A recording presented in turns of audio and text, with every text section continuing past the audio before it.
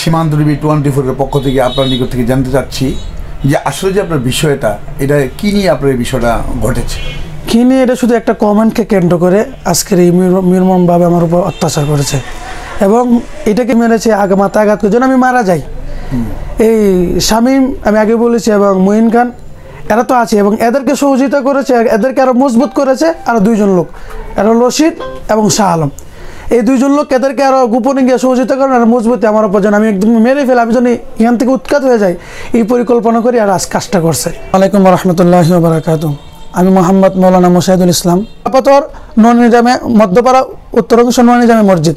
শুক্রবারে আমি একজন ইমামকে নিয়ে যাচ্ছি, আমাকে সন্ত্রাসী বাহিনীরা আমাকে ডাক নিয়ে শামীম সে আমাকে কিল ধর বুকে মাথায় লাথি আক্রমণ করে এবং মঈন খান তাকে অর্ডার দিয়ে যায় তাকে একদম উচ্ছেদ করে দেয়, আমাকে অনেক মারধর করে এবং তাদের সাথে সহযোগিতা করে উৎসাহিত করে আরও দুইজন আছে রশিদ এবং শাহ আলম, তারাও তাদেরকে সহযোগিতা করে আমাকে যেন একদম মেরে ফেলে।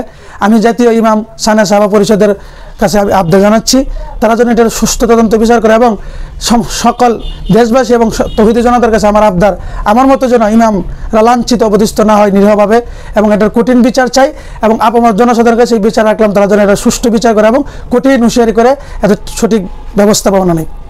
আমাদের আলেম সমাজকে আমি জানাচ্ছি যে আজকের এই গতকাল আমাদের ইমাম সাহেবরে একটা বন্ড মাহফিলে কমেন্ট করার কারণে তারা শক্তিশালী মানুষ, তারা জোরজবস্তি করে আমরা ইমাম সাহেবরে হুমকি দামকি দিয়ে কালকে আঘাত করে তাকে খুব মারধর করা হয়েছে।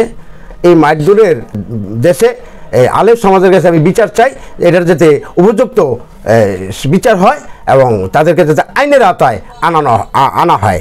রহমতুল্লাহি ওয়া বারাকাতুহু। আমি মুফতি সালাউদ্দিন ইয়াকুবী, কেন্দ্রীয় অডিটর, সানা সাহাবা জাতীয় খতিব ফাউন্ডেশন।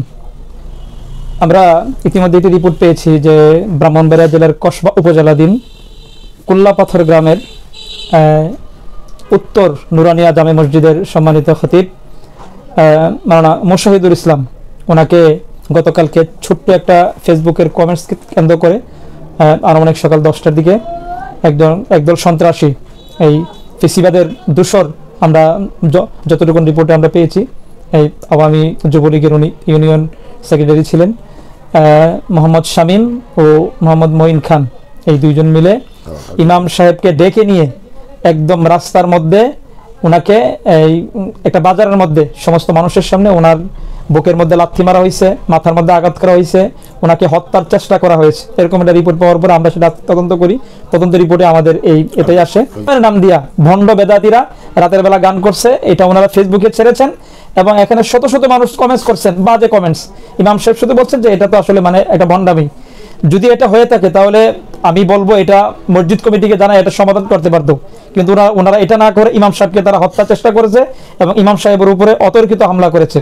এই জন্য আমরা এটা আইনি প্রক্রিয়ায় গিয়েছি এবং আমার করবা উপজেলার যে অফিসার ইনচার্জ এবং নির্বাহী অফিসারকে আমরা এটা অবগত করেছি এবং ওনারা আমাদেরকে আশ্বস্ত করেছেন আগামী 24 ঘন্টার ভিতরে যারা আসামি আছে ওনাদেরকে গ্রেফতার করে তাদেরকে আইনের আওতায় এনে তাদেরকে দৃষ্টান্তমূলক শাস্তির ব্যবস্থা করবেন।